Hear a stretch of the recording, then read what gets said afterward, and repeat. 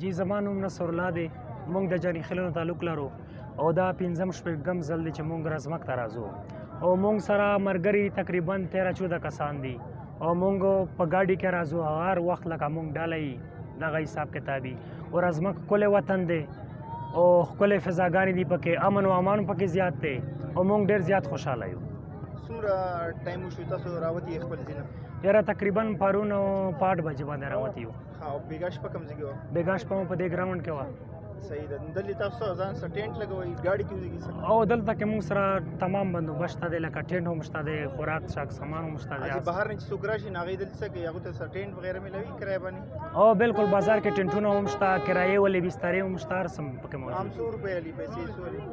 یاره پیسې خو بس قسم قسم ریټونه وي، لکه ټینټ هم په ټینټ پورې فرق وي. سونا والا تقریبا 500,000 پورې. دا د یو کس سره یي که نه یو ټینټ کرایي؟ نه نه دا یو ټینټ کرایي. چار څومره کسان پکې سموي؟ او بالکل. او دلته مطلب خوراک موراک څنګه میلوي؟ ریټ څه دی؟ ډوډۍ څه میلوي؟